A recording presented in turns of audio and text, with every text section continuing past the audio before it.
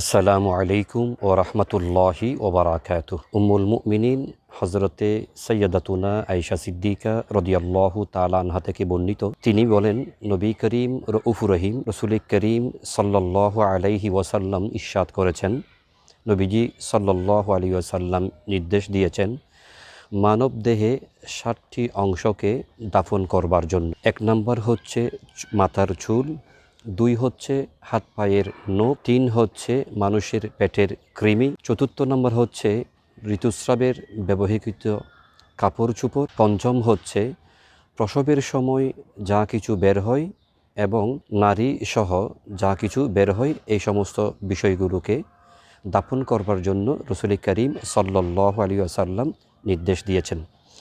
এই হাদিসে মুবারাকাকে গবেষণা রিসার্চ করে হাদিস বিশারদগণ বলেছেন, কোনো একজন মানব গোষ্ঠীর দেহে কোনো অঙ্গ প্রত্যঙ্গ অসুস্থতার কারণে যদি পৌঁছে যায়, চিকিৎসকগণ যদি পরামর্শ দেন ওই দেহের অংশটাকে কেটে ফেলে দিতে হবে, তাহলে কর্তৃত অংশটাকেও কিন্তু দাফন করবার জন্য ওনারা আমাদেরকে নির্দেশনা দিয়েছেন।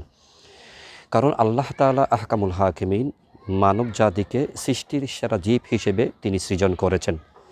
আর এই কারণে মানব দেহের এই অঙ্গ প্রত্যঙ্গগুলোকে রসুল পাক সাল্লাল্লাহু আলাইহি ওয়াসাল্লাম নির্দেশ দিয়েছেন মাটির নিচে দাফন করবার জন্য। এখানে আরেকটা বিষয় আমাদের কাছ থেকে ছুটে গেল, সেটা আপনাদেরকে স্মরণ করে দিচ্ছি, যে আমাদের দাঁত এই 7টি অংশের মধ্যে উল্লেখ রয়েছে। কেউ যদি দাঁত ফেলে দেয় অথবা দাঁত পড়ে যায়, ওই দাঁতটিকেও মাটির নিচে চাপা দেওয়ার জন্য অর্থাৎ দাফন করবার জন্য ইসলামী নির্দেশনা রয়েছে। প্রিয় দর্শক, তাহলে এই হাদিসে মোবারাকাটাকা আমরা শুনে নিজের ব্যক্তিগত জীবনে এটা আমল করব এবং বেশি বেশি এই ভিডিওটা শেয়ারের মাধ্যমে অন্যান্যদের কাছে পৌঁছে দেওয়ার জন্য চেষ্টা করব।